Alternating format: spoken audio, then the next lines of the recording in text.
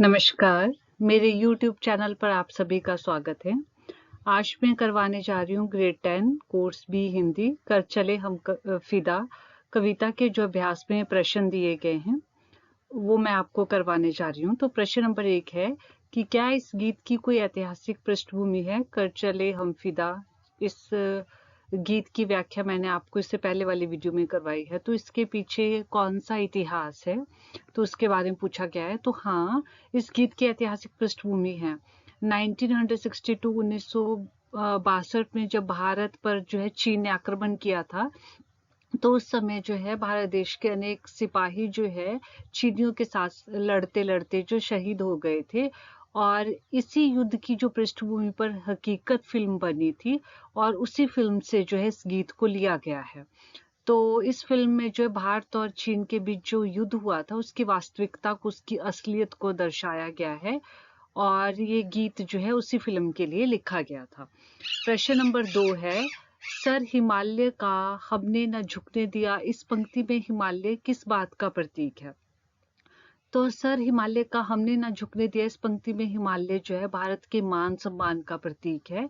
तो 1962 में जब भारत चीन की लड़ाई हिमालय की घाटियों में जो है लड़ी गई थी, तो उस समय भारत देश के अनेक सैनिक जो है वीरगति को प्राप्त हो गए थे। और हिमालय की जो बर्फीली चोटियों पर भारतीय जवानों ने बहुत ही बहादुरी इस साहस के साथ जो है अपने बलिदान की दुनिया के सामने अनोखी मिसाल जो है कायम की थी।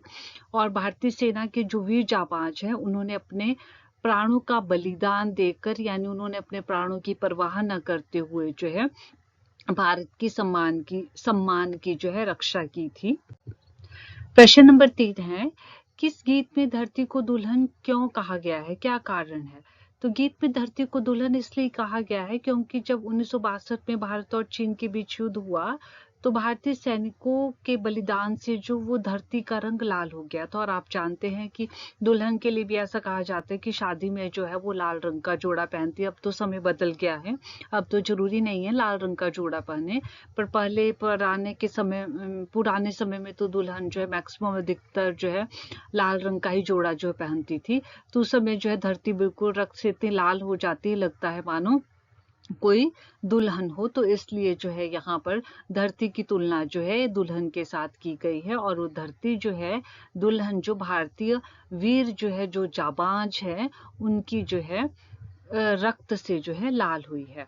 प्रश्न नंबर 4 है, गीत में ऐसी क्या खास बात होती है कि वे जीवन भर याद रह जाते हैं? तो जीवन भर याद रहने वाले गीतों में जो है हृदय को स्पर्श करने वाली भाषा होती है, संगीत का अद्भुत तालमेल होता है, जो व्यक्ति के अंतर्मन में जो है अपने आप ही प्रवेश कर जाता है, उसको उसके लिए जो है कोई जबरदस्ती नहीं करनी पड़ती। तो इस तरह गीतों के बोल बहुत ही सरल भाषा में होते हैं और वो व्यक्ति की जुबान पर आसानी से चढ़ जाते हैं, प्रभावात्मक शैली होती है। और इन गीतों का विषय जो जीवन के मर्म स्पर्शी मर्म होता है, मतलब हमारे दिल को छू जाने वाले पहलुओं से जो है जुड़ा होना चाहिए। और ऐसे गीत जो है हृदय में समा जाते हैं और इन गीतों के सुर लहरिया संपूर्ण जो है मन मस्तिष्क को सकारात्मकता यानी पॉजिटिविटी से ओतप्रोत कर देते हैं। ये कारण है कि गीत जो है जीवन भर याद रह जाते हैं। अगला है प्रश्न नंबर 5, कवि ने साथियों संबोधन का प्रयोग किसके लिए किया है इस गीत में? तो कवि ने साथियों संबोधन का प्रयोग जो है प्यारे देशवासियों के लिए किया है, जो देश की एकता को दर्शा रहा है। मतलब कवि जो है एक सैनिक के रूप में अपनी कल्पना कर रहे हैं, तो इसीलिए बार बार जब भी कोई संबोधन कर रहे हैं तो प्यारे देशवासियों ये कह रहे हैं, इसलिए ताकि कि हमारे जाने के बाद जो है अब तुम्हें जो इस वतन को, इस देश को संभालना होगा। इसलिए जो कविता में बार बार कहा गया है कि वतन तुम्हारे हवाले साथियों, ये वतन तुम्हारे हवाले साथियों। तो देशवासियों का जो संगठन ही जो है देश को प्रगतिशील विकासशील और समृद्धशाली जो बनाता है, और देशवासियों का परस्पर साथ ही देश की अनेकता में एकता जैसी विशिष्टता को जो है मजबूत बनाता है। अगला प्रश्न है कि कवि ने इस कविता में किस काफिले को आगे बढ़ाते रहने की बात कही है? काफिले शब्द का अर्थ होता है यात्रियों का समूह। तो कवि ने इस कविता में जो है देश के लिए न्यौछावर होने वाले जो देशवासी है उनके लिए कहा है कि देश के मान सम्मान और उसकी रक्षा के खातिर जो है तुम अपने सुखों को त्याग देना, और जो उसके लिए जो मर मिटने वालों का जो है काफिला, एक यात्रियों का समुद्र जिस प्रकार से चलता है उसी प्रकार जो है देश के लिए मर मिटने वालों का काफिला भी इसी प्रकार आगे बढ़ता रहना चाहिए, कि ये क्रम जो लगातार बलिदानी का चलता रहना चाहिए। कोई समय ऐसा ना आए कि देश की रक्षा करने के लिए कोई भी देशवासी जो है पीछे हट जाए, या कोई भी जाबाज जो है मना कर दे। हमारे मरने के बाद भी जो है निरंतर चलता रहना चाहिए, क्योंकि हमारा देश तभी सुरक्षित रहेगा अगर बलिदानियों के काफिले जो है शत्रुओं को हराते रहेंगे और विजय को जो है प्राप्त करके लगातार आगे बढ़ते रहेंगे। प्रश्न नंबर 7 है, इस गीत में सर पर कफन बांधना किसकी ओर संकेत करता है? गीत में सर पर कफन बांधना देश के लिए अपना सब कुछ न्यौछावर कर देना इसकी ओर संकेत करता है, अपना सुख चैन त्याग, अपने प्राणों की बाजी लगा देना। तो जो सर पर कफन बांध कर चलते हैं ना, मुहावरा भी है, वो व्यक्ति जो अपने प्राणों से मोह नहीं करता, फिर वो निकल गया तो निकल गया फिर, बल्कि अपने प्राणों का बलिदान देने के लिए हमेशा जो है तैयार रहते हैं। इसलिए हर सैनिक सदा जो है मौत को गले लगाने के लिए तैयार रहता है। प्रश्न नंबर 8, इस कविता का प्रतिपाद्य अपने शब्दों में लिखिए, कि जो इसको नाम दिया गया इस गीत को, कर चले हम फिदा, क्या वो ठीक है? आप क्या कहना चाहेंगे? तो ये जो कविता है देश के सैनिकों की भावनाओं का इसमें वर्णन किया गया है।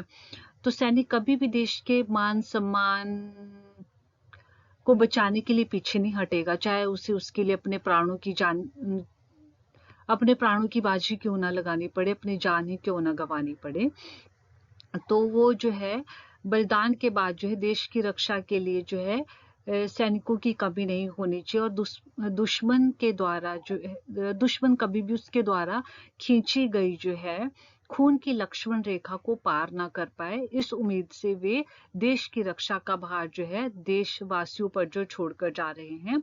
इसलिए कवि जो अपनी कल्पना एक सैनिक के रूप में कर रहे हो, कह रहे हैं कि देश पर जो है जान न्यौछावर करने के अवसर जो है बहुत कम आते हैं, तो इसलिए ये क्रम जो है कभी टूटना नहीं चाहिए।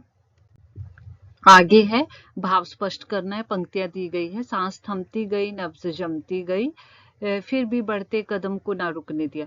इन पंक्तियों में कवि ने जो भारतीय जवानों के साहस की सराहना की है, उनकी हिम्मत की, कि भारतीय जवानों ने जो है चीनी आक्रमण के समय हिमालय की जो है चोटियों पर बर्फ जमी हुई थी, इतनी ठंड के समय जो है बहुत उनकी नब्ज भी जम रही थी, सांस ऊपर नीचे हो रही थी, और फिर भी उन्होंने जो है किसी भी बात की परवाह नहीं की, वो लगातार आगे बढ़ते रहे, हर मुश्किल का वो सामना करते रहे।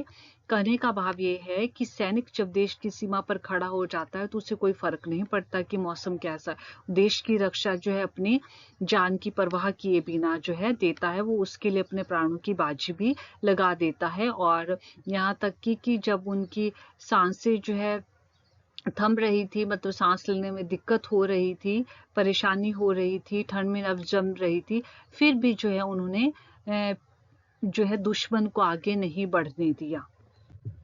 आगे है, खींच दो अपने खूह से जमी पर लकीर, इस तरफ आने पाए ना रावण कोई। गीत जो है प्रेरणा देने वाली पंक्तियां है। कवि के कहने का भाव है कि सीता माता के समान जो पवित्र हमारे देश की जो है भारत भूमि को यदि कोई शत्रु रूपी रावण छीनना चाहे तो तुम उसकी रक्षा करने के लिए जो है अपने खून से लक्ष्मण रेखा खींच देना, ताकि कोई भी शत्रु आगे ना बढ़ पाए, यानी तुम उसे रोकने का प्रयास करना और उसे परास्त करके जो है पीछे धकेल देना। आगे है, छू ना पाए सीता का दामन कोई, राम भी तुम ही लक्ष्मण साथियो। कवि भारत माता को जो है सीता समान जो बताते हुए कहते हैं कि अगर कोई भी हाथ भारत माता के आंचल को छूने का दुस्साहस करे, हिमाकत करे, तो तुम उसे तोड़ देना, और भारत माता के सम्मान को किसी भी प्रकार कभी भी ठेस ना पहुंचने देना। जिस तरह भगवान राम और लक्ष्मण ने जो है सीता की रक्षा के लिए पापी रावण का जो नाश कर दिया था, उसी प्रकार तुम भी जो है रावण रूपी शत्रु को पराजित कर या उसका नाश कर जो है भारत माता को सुरक्षित रखना, और वतन की रक्षा करना जो है तुम्हारे हाथों में है। मेरी आज की वीडियो में इतना ही। आई होप आप लोगों को मेरे वीडियोस पसंद आ रहे होंगे। अगर आप पोम से रिलेटेड, कविता से संबंधित जो है एमसीक्यू या शॉर्ट क्वेश्चन आंसर देखना चाह रहे हैं, लघु उत्तरीय प्रश्न उत्तर या एक्स्ट्रा जो कुछ प्रश्न पेपर में आते हैं, तो आप मेरे टेलीग्राम चैनल को ज्वाइन कर सकते हैं। अगर आप लोगों को मेरे वीडियोस पसंद आ रही हैं तो प्लीज़ लाइक, शेयर और कमेंट करना ना भूलें। धन्यवाद।